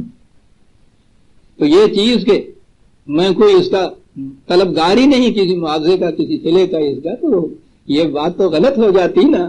آہا، کتنا دیانتدار ہے یہ دائی کہ اتنی سی بات جو تھی اس کو چھپا کے نہیں رکھا ہے کہ وہ اگر ورنہ کہتا یہی نہ کہ سیلف لیسنس جس کو ہم کہتے ہیں.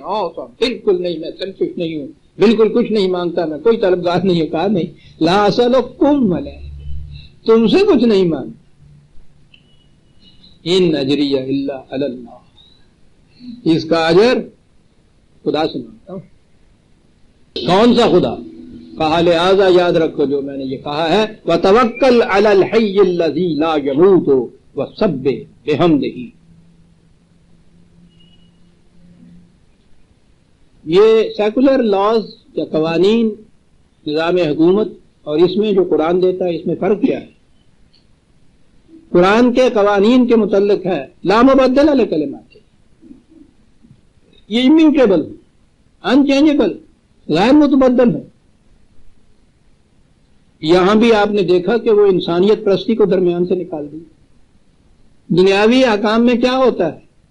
دنیاوی قوانین میں ایک حاکم بدلا، ایک حکومت بدلی، اور ہر ایک نے اپنے اپنی جگہ مرغے قبلہ نما کی طرح تھرکنا شروع کر دیا کہ یہ جو نیا آیا ہے پتہ نہیں کس قسم کے قانون بنائے گا، پتہ نہیں کیسے احکام جاری ہوں. کہ جی انہوں نے تو یہ اتنے پرمٹ جاری کر دیے تھے، لائسنس دے دیے تھے، یہ پتہ نہیں ہے بھیا جنبش چرخ نیلو بھری، نہ انجن بمانت نہ انجینئرنگ، وہ ساری کینسل ہو جائیں گے. ہر حکومت کے بدلنے کے بعد آپ دیکھتے ہیں نا یہ چیز ہوتی ہے. چھوٹے سے پیمانے پہ تو ایک تھانے دار بدل جائے علاقے کا تو اس وقت بھی یہ ہوتا ہے کہ ہو جائے بندہ جگہ ہونا آیا ہے پیسے پینے کے اندر. یعنی انسان کے بدلنے پر یہ سارے پیمانے بدل جاتے ہیں. حکومت کے بدلنے پہ پیمانے بدل جاتے ہیں، حکمران کے بدلنے پہ پیمانے بدل جاتے ہیں. اور ہم لوگوں کا تو پوچھو ہی نہیں صاحب کہ اس کے بدلنے سے کہاں کیا بدلتا ہے. امریکہ کا الیکشن ہونے لگ جاتا ہے، یہاں کاروبار ٹھپ ہو کے رہ جاتا ہے. انتظار کرتے ہیں روز یوں سن کے کون سی پارٹی برسر اقتدار آئی ہے، اب کون سا صدر بنا ہے وہاں کا جی. یعنی وہاں کی جو تبدیلی ہوتی ہے وہ جس طرح سے زلزلہ کہتے ہیں 7,000 میل کے نیچے کہیں ہوا اور یہاں آ کے ہمارے مکان گر گئے، وہ وہاں کے انتخاب کے اوپر یہاں زلزلے آنے شروع ہو جاتے ہیں. یہ ہے یہاں کی. یہاں کسی کو بھی اطمینان میسر ہو سکتا ہے کہ خیر یہ حکومت، یہ احکام اچھے ہیں، یہ قانون ٹھیک ہیں. کیا پتا ہے کل ہی یہ مر جائے، کل ہی چینج ہو جائے، دوسرا آ جائے، اس کے بعد پتہ نہیں کیا ہو. ہر وقت یہ دھڑکن لگی رہتی ہے انسان کو. کہ یہ مرا یا بادشاہت کے اندر تو وہ بادشاہ مرے دوسرا بادشاہ جڑا ہوتا تو کان پہ کان کر دینا ہے.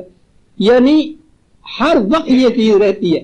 جہاں بھی انسانوں کے بس میں کوئی چیز ہو, کسی کا قانون بنانا, کوئی احکام نافذ کرنا, ہر وقت بھڑکا رہتا ہے. انسان پرستی ہے نا. پتہ کیا کہا؟ توکل, بھروسہ کر تو.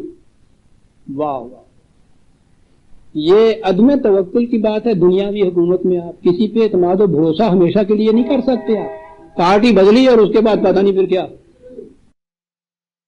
توکل آج پھر وہی بات آ گئی. ان لفظوں کے معنوں نے تو ہمیں تباہ کر کے رکھ دی. توکل اللہ جی ایسی کرنے, یعنی جنہوں کچھ نہ کرنا ہو بیٹھے ہوئے ہو, یعنی کہ توکل اللہ کرنا ہے. چل, توکل کے معنی ہوتے ہیں جس انداز میں ہوائی جہاز سے ایک پیراشوٹ والا اپنی چھتری لے کے چھلانگ لگا دیتا ہے, وہ جو اس کا اطمینان ہوتا ہے اسے توکل کہتے ہیں. اتنا بڑا یقین محکم کامل بھروسہ ہوتا ہے اپنی اس چھتری کی محکمیت کے اوپر, آدھے آسمان میں سے چھلانگ لگا دیتا ہے. پتہ یوں بھروسہ رکھ, ڈر نہیں. کہا کہ صاحب کیسے بھروسہ رکھوں, ہمیں تو روز تجربہ یہ ہے کہ ذرا سا وہ کوئی تیز حکومت ہوئی, کوئی مرا اور اس کے بعد معاملہ ختم. کہتا توکل علی الحی الذی لا یموت, اس کے قوانین کے اوپر بھروسہ رکھ جو ہمیشہ زندہ رہے گا, جو کبھی نہیں مرے گا. بظاہر عزیزان من یوں نظر آتا ہے کہ خدا نے اپنی دو صفتیں بتائی ہیں, الحی لا یموت. صاحب مجھے کیا کہ تو ہمیشہ زندہ رہے گا, نہیں مرے گا, مجھے کیا, میں نے تو تم مار دینا ایک دن. دیکھ رہے ہیں نا آپ, ہمیں بظاہر اس سے کوئی اس چیز سے, خدا کی ان صفتوں سے ہمیں کوئی تعلق نظر نہیں آتا. وہ ہمیشہ زندہ رہے گا, وہ نہیں مرے گا. توکل جب کہا ہے, بھروسہ کر اس کے قانون پہ. اب ہمارا تعلق آ گیا اس کے. اگر کہیں کوئی انصاف والی پارٹی برسر اقتدار, کوئی حکمران ایسا ہو جو واقعی انصاف عدل احسان والا ہو, اور اس کے متعلق یقین ہو جائے کہ اس نے بدلنا نہیں ہے, آپ نے دیکھا کتنا بڑا بھروسہ, توکل اور اعتماد حاصل ہو جائے گا.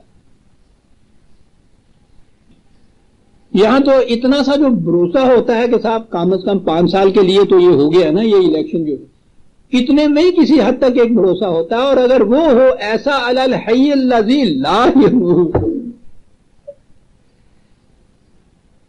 کہا اس کے قوانین ہے قابل اعتماد اور بھروسے کے قابل, بھروسہ کرو اس کے اوپر. اور اس کے لیے کرو کیا, وسبح بحمدہ, ان قوانین کی روح سے ایسا نظام قائم کرو. وسبح بحمدہ کے میں نے کہا نا, بس وہ ترجمہ آپ کیجئے, گئے قرآن سے آپ. سبح بحمدہ, خدا کی حمد و ستائش کی تسبیح پھیرتے رہا کرو, کام کر دے رہا کرو. تو یہ نہ پھر یہ چھڑ دیے بچ, تمہیں پتا ہے یہ اللہ لا یموت, اسی مر نہیں گئے, اسی جیونے آ گئے. کہ جی آ دیکھے نا انہوں کیا نا, کہ اسی جیونے آئے, مرنے کے چھڑ کے ویخ کو. سبح بحمدہ,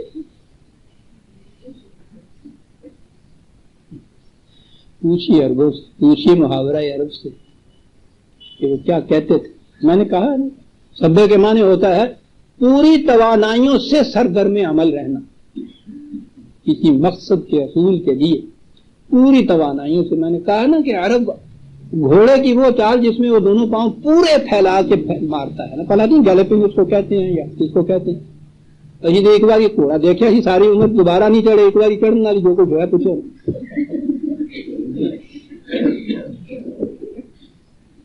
نہیں ہو نہیں وہ کہ کوئی نہ چڑھے سے پڑی جانا. وہ عرب اس کو کہتے تھے اس چال کو جس میں وہ پورے اپنے دونوں پاؤں سمیٹتا ہے.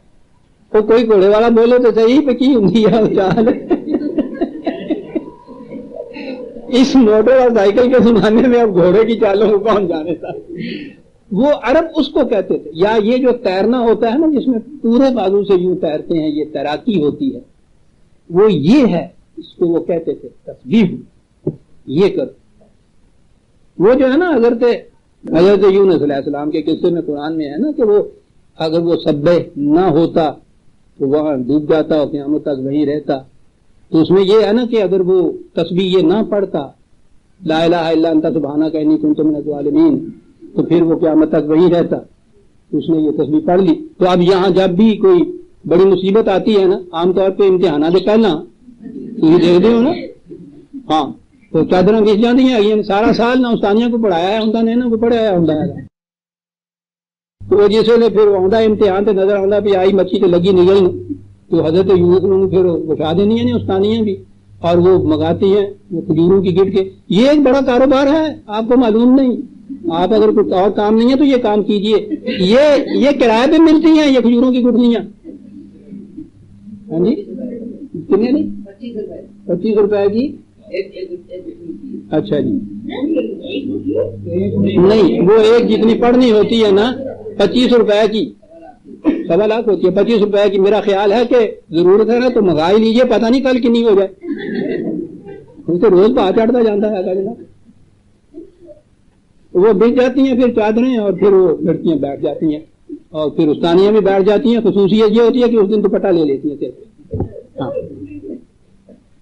اور پڑھاتی ہیں، اور وہ کہتی ہیں کہ حضرت یونس یہی تسبیح پڑھاتی ہیں، لا الہ الا انت سبحانک انی کنت من الظالمین، تو وہ جناب یہ آیا کریمہ جو ہے اس کا ورد ہوتا ہے۔ مست رکھو ذکر و فکر سکھو گائی میں سے، مست رکھو ذکر و فکر سکھو گائی میں سے، پختہ تر کر دو مزاج خانقاہی میں سے۔ عزیزان من، جن درسگاہوں کے اندر یہ کیفیت کرائی جا رہی ہے کہ امتحان میں پاس ہونا محنت سے نہیں ہے، دو ہی طریقے اس کے ہیں، کچھ رشوت ان کو دو جو امتحان لینے والے ہیں، کچھ اس کو دو جس کے ہاتھ میں آخری نتیجہ ہے۔ اور یہ آیا کریمہ کے اور اس آیت سبحانہ کے ورد کرانے شروع کر دیے جائیں، گفٹیں بڑھوانی شروع کر دی۔ یہ بچے ہیں، یہ بچے جو ہے یہ ذہن میں کیا لے کے نکلیں گے یہاں سے، مست رکھو، پختہ تر کر دو مزاج خان سبے بے حمد ہی، اس کے نظام کو حمد کے معنی ہوتا ہے نو، یہ عربوں کے ہاتھ کیا ترجمہ ہے عزیزان من، لفظ کا پتہ نہیں کیا بلا تھے یہ قوم۔ حمد کے معنی ہوتا ہے کسی بہت بڑے سانے کا ایسا ماسٹر پیس شاہکار، انہوں نے کہا ہے ایسا لاجواب شاہکار جو نو انسانی کی منفعت کے لیے بنایا گیا ہو، اور وہ ایسا ہو کہ جسے دیکھ کر ہر ایک کی زبان پر بلا ساختہ آ جائے، اسے وہ حمد کہتے تھے، جس کا ترجمہ ہم نے تعریف کیا ہے۔ تعریف کے لیے تو لفظ ان کے یہاں مدح بھی تھا، ثنا بھی تھا، مدح خدا کے لیے کہیں نہیں آیا قرآن میں، کہا مدح وہ کہتے ہیں بادشاہوں کی ہوتی ہے، اس میں خوشامد کا پہلو ہوتا ہے، اسے خوش کرنا ہوتا ہے۔ یہاں نہ کسی کی مدح ہوتی ہے، نہ کسی کو خوش کرنا ہوتا ہے، نہ کسی کو خوشامد ہوتی ہے اس میں۔ وہ یہاں تو ہوتا ہے کہ ایک شاہکار آپ کے سامنے آتا ہے، آپ کو معلوم بھی نہ ہو کہ کس کا شاہکار ہے وہ، اسے دیکھ کر بے ساختہ زبان کے اوپر اسے کہتے ہیں وہ ہم۔ نہ معلوم ہو آپ کو کہ مونا لیزا کا پینٹر کون تھا، سامنے آئی تصویر، اگر نگاہوں کے اندر آپ کو وہ دیدہ ہے، عدل لطیف تحسین والا ہے، اپریشیٹ کر سکتے ہیں آپ، ایسے ٹکانس ہے، وہ جو بے ساختہ زبان سے نکلتی ہے نا، عرب اس کو حمد کہتے تھے۔ کہا کہ اس کے قوانین کے جن میں کبھی تبدیلی نہیں ہوگی کیونکہ اس کو کبھی معلوم ہے، اس کو اس قسم کے محسوس نظام کی شکل کے اندر متشکل ہو، ما ینفع الناس، نو انسانی کو اتنا منفعت بخش وہ ہونا چاہیے کہ جو اس نظام کو دیکھے بے ساختہ کہا جائے کہ سبحان اللہ کیا بات ہے اس نظام کا۔ سبے بے حمدی، آگے دو لفظ آتے ہیں جو کہتے ہیں کہ اس میں دو چار ذرا سخت مقام آتے ہیں، ان میں سے یہ ہے وَكَفَى بِهِ بِذُنُوبِ عِبَادِهِ خَبِيرًا۔ درس میں مجھے کسی اور سے ڈر نہیں آتا، شیخ صاحب سے آتا جا کے اٹھتی ہے، میں نے کہا انہوں نے کہہ دینا کہ وقت ختم ہو گیا۔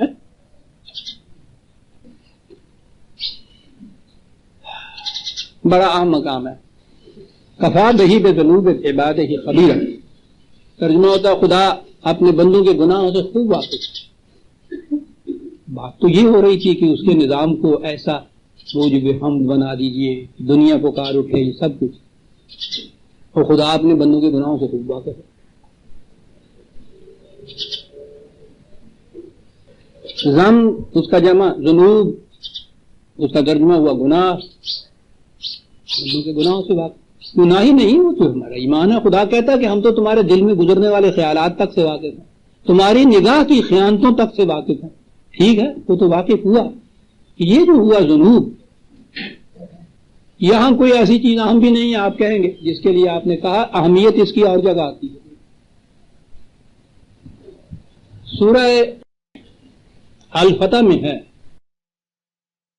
48 نمبر، مشہور ہے وہ ابتدائی ہے سورہ فتح. انا فتحنا لک فتحا مبینا لیغفر لک اللہ ما تقدم من ذنبک وما تأخر. 1000 برس سے عزیزان من یہ آیت جو ہے یہ محبت بنی ہوئی ہے ہمارے ہاں مذہبی حلقے کے اندر بحث و تمہیز. ترجمہ اس کا یہ ہے کہ ہم نے اے رسول ہم نے تمہیں ایک فتح اور فتح مبین عطا فرمائی ہے، بہت بڑی فتح عطا فرمائی ہے، تاکہ ترجمہ ہے تاکہ بخش دے خدا تمہارے وہ گناہ جو تم اس سے پہلے کر چکے ہو اور وہ گناہ جو اس کے بعد تم نے کرنے ہیں. ابھی غور فرمائیے آپ، کوئی تعویل نہیں لگا ہے اس کے اندر، واحد مخاطب کا صیغہ رسول اللہ کو مخاطب کر. ترجمہ یہ بتائیں، ترجمہ ہی نہیں ہے، چلی ہوئی نا تفسیریں اس کے اندر. اب اس کے بعد گروہ بنے، وہ گروہ جس نے کہا کہ انبیاء کرام تو معصوم ہوتے ہیں، ان سے تو گناہ سرزد نہیں ہوتے، اور اس آیت کے بعد وہ کیا کریں؟ اب چلے جناب اس کی تعویل، کتابوں پہ کتابیں لکھی چلی جا رہی، بنتی کچھ نہیں ہے. مقابلے میں جو دوسرے لوگ ہیں جو کہتے ہیں کہ نہیں وہ سرزد ہو سکتے تھے، وہ سب کچھ کہتے ہیں، 100 سنہار کی ایک لوہار کی، وہ ایک آیت کو پیش کر دیتے ہیں. اور پھر وہ آیت میں آپ غور کیجئے گا کہ جو پہلے کر چکے ہیں آپ گناہ ان کو بھی بخش دے، اور جو کریں گے اس کے بعد ان کو بھی بخش دے پہلے ہی، یعنی کرن تو پہلے ہی. اندازہ لگائیے کہ کیا تصور پیدا ہوتا ہے آپ کے ہاں اس رسول کا معذر اور اس خدا کا.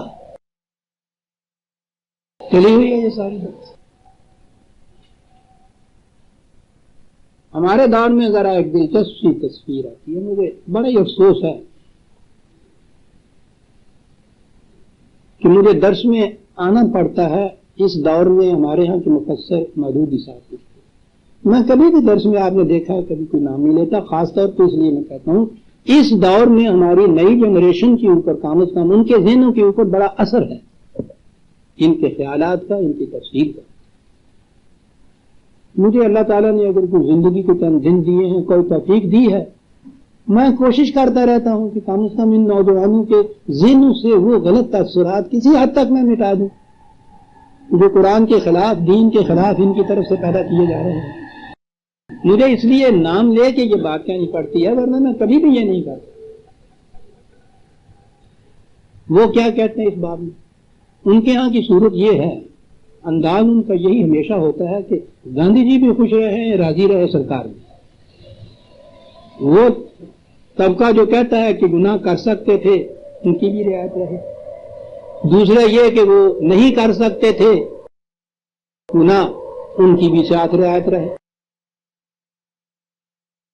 کیسے یہ رعایت رکھی جا سکتی؟ ان کی یہ کتاب ہے رسائل و مسائل، میں ایکسپیکٹ لینے کی بجائے خود ہی میرے پاس پڑی تھی، اٹھا لایا ہوں. رسائل و مسائل حصہ 4 چوتھا سستا ایڈیشن اس پہ لکھا ہے، 375 صفحہ ہے. ان سے سوال پوچھا ہے کسی نے کہ انبیاء کرام سے لغزش ہو جاتی تھی؟ کہا جی نہیں ہوتی تھی. ادھر ہوگی نا بات، نہیں ہوتی تھی والوں کی. میرا خیال یہ ہے کہ انبیاء علیہم السلام چونکہ اللہ تعالیٰ کی نگرانی میں کام کرتے تھے تو اس بنا پہ ان سے لغزش کا صدور نہیں ہوتا. پہلی بات تو یہ دیکھ لیجئے. خدا کی نگرانی میں کام کرتے تھے، ہر وقت وہ نگران کرتا رہتا تھا کہ وہ کوئی غلط قدم اٹھائے نہیں. خدا کی نگرانی کی وجہ سے ایسا ہوتا تھا. پہلے تو یہی دیکھیے نا کہ اپنی طرف سے جو بہت بڑا کریڈٹ دیا جا رہا ہے انبیاء کو، وہ یہ دیا جا رہا ہے کہ وہ خدا کی نگرانی میں یہ کام کرتے تھے. آپ کا بچہ آپ کی نگرانی میں اگر ادھر چلتا ہے اور وہ غلط قدم نہیں اٹھاتا تو اس میں اس کی کیا کاریگری ہے؟ وہ تو آپ کی نگرانی میں یہ کچھ کر رہا ہے. کہ خدا کی نگرانی میں چونکہ وہ یہ کرتے تھے، اس واسطے ٹھیک ہے ان سے لغزش نہیں ہوتی تھی، وہ خدا لغزش سرزد نہیں ہونا چاہتا. اب وہ جو دوسری طرف ہیں جو گناتے ہیں کہ صاحب یہ لغزش ان کے عقیدے کے مطابق، اب وہ سامنے آئے کہ ان کے متعلق کیا کہا جائے. کہتا کہ میرا خیال یہ ہے کہ انبیاء علیہ السلام چونکہ اللہ تعالیٰ کی نگرانی میں کام کرتے ہیں، لکھا ہے تھے، لکھنا چاہیے تھا کام کرتے تھے، اس لیے ان سے لغزش کا صدور اس بنا پر نہیں ہوا. صدور تو ہوا ہے، اس بنا پر نہیں ہوا کہ اللہ تعالیٰ نعوذ باللہ کسی وقت ان سے غافل ہو گیا تھا. یہ ہوا نا کہ لغزش صادر ہوئی تو یہی آیا نا کہ وہ تو خدا کی نگرانی میں کام کرتے تھے. تو پھر یہ جو گر پڑا بچہ گرتا ہے تو اندر سے آواز دیتا تو کتنے گئی ہوئی سانی ہے، دیکھنی نہیں آگی کہ بچہ مار کے وہ کہنے لگی میں تے ہانڈی دو ہی پھر لگی سا میں ان کی کرنا ہے تو لکھتا ہے نا. اس لیے نہیں لغزش سردر ہوئی تھی کہ اللہ تعالیٰ اس سے کسی وقت غافل ہو گیا تھا، بلکہ اس بنا پر ہوا، بڑی توجہ سے سنی عزیزان ایمان، کام چاہیے، اس بنا پر ہوا کہ اللہ تعالیٰ نے وہ لغزش ان سے صادر ہو جانے دی. کوئی گل نہیں دو ذرا اچھا ہے دل کے ساتھ رہے پاسبان عقل، لیکن کبھی کبھی اسے تنہا بھی چھوڑ دے. اللہ نے ان سے وہ لغزش ہو جانے دی تاکہ دنیا پر یہ بات بھی واضح ہو جائے کہ وہ بندے اور بشری ہیں، خدائی سے بات کے حامل نہیں ہیں. یہ ثابت کرنے کے لیے خدا ان سے یہ لغزشیں ہو جانے دی. یعنی عام طور پہ تو وہ روک لیتا تھا نا کہ نہ ہو، اور کبھی کبھی ہو بھی جانے دیتا تھا.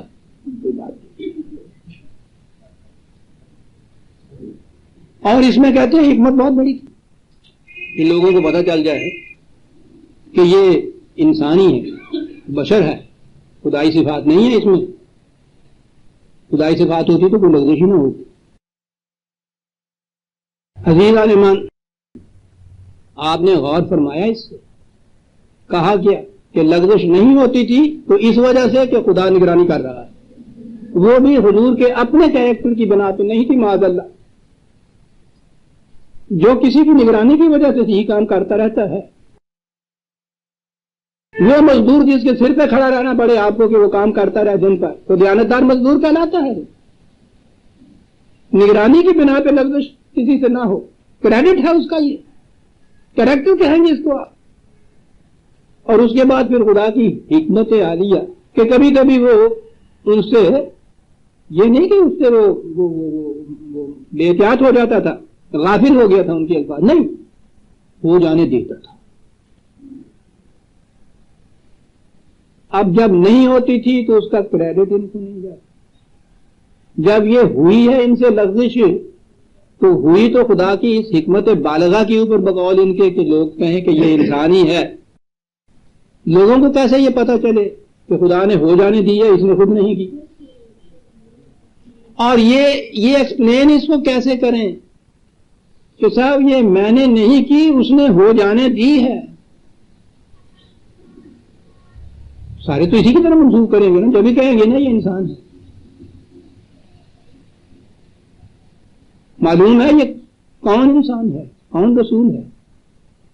اور سے سنیے عزیزان ایمان، حضور کی 40 سال کی عمر اس سے پہلے جو گزری تھی وہ تو اسلام پہ نہیں تھی نا. نبوت تو آئی اس کے بعد ہے نا، یہی تو اس کے بعد آیا، اسلام تو اس کے بعد آیا. اس کی پہلی زندگی جو ہے وہ تو اسلام کی نہیں ہے. دشمن جب پوچھتے ہیں کہ آپ کے پاس اس دعوے کی صداقت میں ثبوت کیا ہے کہ آپ سچے ہیں خدا کے رسول، کیا ثبوت ہے آپ کے پاس؟ وہ رسول اپنی اس پہلی زندگی کے متعلق کہتا ہے کہ لقد لبثت فیکم عمرا من قبلہ افلا تعقلون، میں نے تو یہ پورا 40 سال کا عرصہ تمہارے اندر گزارا ہے، میری اس زندگی سے تم پہچان نہیں سکتے کہ یہ سچے کی زندگی ایسی ہوتی ہے، یہ جھوٹے کی. اللہ اکبر. وہ نبوت سے پہلی زندگی کو اپنے پیش کر رہا ہے اپنے دعوے کی صداقت کے ثبوت میں، اور کوئی ان دشمنوں سے انگلی نہیں رکھتا یہ کہنے کے لیے کہ ہاں تمہاری زندگی میں یہ چیزیں ہم نے دیکھی. اتنی پاک باز زندگی ہے. بعد کی زندگی کے متعلق جب نبی ہو گئے ہیں تو اگر وہ کوئی لغزش نہیں کرتے تو خدا کی نگرانی کی وجہ سے، اور پھر لغزشیں ہو رہی ہیں، خدا کہتا ہے کہ لغزش ہونے دو ان سے، تاکہ لوگوں کو معلوم ہو جائے کہ یہ انسان ہی ہے. قرآن نے بتایا ہے، خود خدا نے بتایا ہے کہ تمہارے انسان ہونے کا ثبوت ان کو کیسے مل رہا ہے. یہ خود کہہ رہے ہیں کہ یہ انسان کیسا ہے، بازاروں میں چلتا پھرتا ہے، ہماری طرح کھاتا پیتا ہے، اس کے بال بچے بھی ہیں، سودا سلوک خریدتا پھرتا ہے، یہ کس قسم کا انسان ہے. اور اس کے جواب میں حضور وحی کی زبان میں فرماتے ہیں، خدا کہتا ہے ان سے کہو کہ میں تمہارے جیسا ایک انسان ہوں،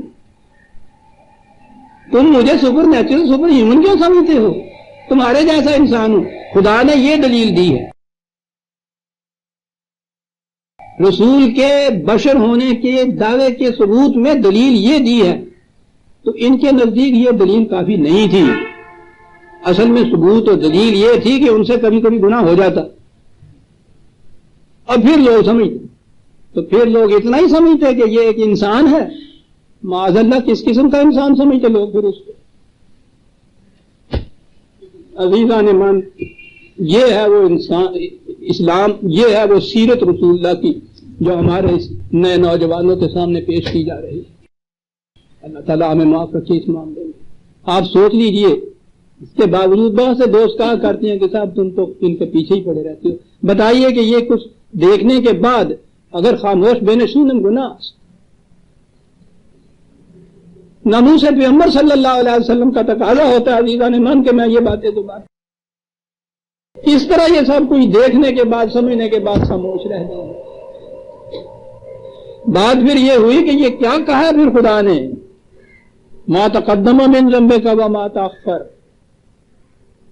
تاکہ بخشے جائیں. جو ان کا ترجمہ ہے، پہلے بھی گناہ آنے والے بھی گناہ تمہارے یا میرے اللہ. کیا بات ہے عزیزان من. ذنب کا ترجمہ پوچھو عربوں سے کہ بات لوگ کیا کہا کرتے تھے جس کا ترجمہ ذنب کے لفظ کے معنی، بنیادی معنی تو اس کے ہوتے ہیں یہ مویشی کی دم. آپ کہیں گے یہ کیا کہا، وہ بڑے کیا ہوتی ہے دم؟ پیچھے لگی ہوئی چپکی ہوئی، الگ ہی نہیں ہوتی. ہر وہ بات جو کسی کے پیچھے اس طرح چپک جائے وہ جہاں جائے اس کے ساتھ ساتھ جائے. بلا کیجیے قوم، اسے وہ کہتے تھے بنیادی طور پہ الزام. اور اس کے بعد کہتے تھے کسی کے خلاف الزامات، اتہامات، تہمتیں، بہتان جو تراش کے چپکا دیے جائیں اور ایسے طور پہ پروپیگنڈا کیا جائے کہ وہ بیچارہ جہاں جائے وہ اس کے پیچھے چپکا رہے جیسے مویشی کی دم چپکی رہتی ہے. اسے کہا کرتے تھے وہ ذنب، جس کا جمع ہے ذنوب. قرآن سارا بھرا پڑا ہے کہ یہ تیرے متعلق کیا کچھ کہتا ہے. ساحر ہے، جادوگر ہے، مسحور ہے، کسی نے جادو کر دیا ہے، کاہن ہے، یہ کچھ کرتا پھرتا ہے، اپنے کوئی مقصد ہے. شاعر ہے، اور پھر وہ شاعری کے متعلق بھی، حالانکہ شاعروں کو اتنا اونچا سمجھتے تھے، شاعر ہے نہ تربص و بہی ریب المنون، فکر کی بات نہیں ہے. شاعری کی طرح چند دن گرم جوشیاں یہ پیدا کرے گا، زمانے کی گردشیں خود مٹا دیں گی. اس کو کیوں فکر کرتے ہو؟ کچھ نہیں. یہ سارے اتہامات تھے جو لگائے جاتے تھے، الزامات تھے جو چپکائے جاتے تھے. ہمارے یہاں لفظ بھی چپکانا ہے. سارے عمر یہ کہا، اب بات سمجھ میں آئی. کہا یہ کچھ کہتے تھے نا کہ یہ تاریخ کامیاب نہیں ہو سکتی، شاعری ہے، مذہبی پیشوائیت ہے، کہانت ہے، محض نظر بندی ہے، یہ کچھ کہتے تھے نا. انا فتحنا، اللہ کا فتح مبینہ، یہ ایسی عظیم فتح تمہیں حاصل ہوئی ہے کہ جتنے الزامات اس سے پہلے لگاتے تھے وہ بھی اس نے دھو دیے، اس کے بعد بھی جو لگائیں گے وہ بھی دھل جائیں گے. اس کی وجہ سے فتح عظیم تو دیکھ. Nothing succeeds like success. یہ سن 6-7 بلکہ یہ صلح حدیبیہ کا وقت ہے. فتح کے معنی ہیں دروازے کھول دینا. لفظ بھی یہاں فتح عجیب ہے جو کہا ہے قرآن نے، اگرچہ اس خاص حدیبیہ کے مقام پہ یہ جسے ہم یہ میدان جنگ میں فتح کہتے ہیں نا، وہ نہیں تھی نصیب ہوئی.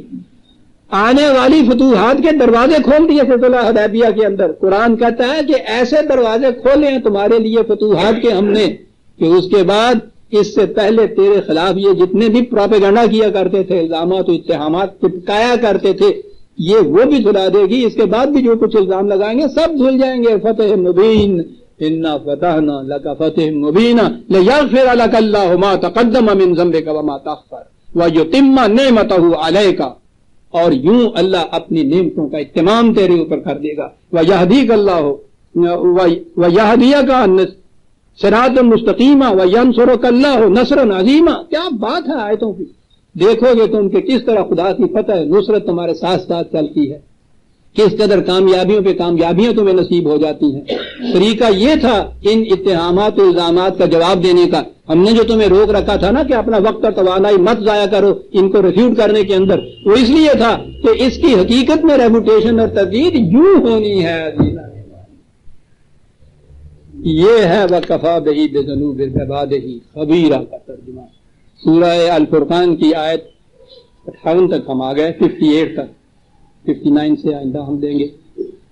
ربنا تقبل منا انک انت السمیع العلیم. اعلان ہے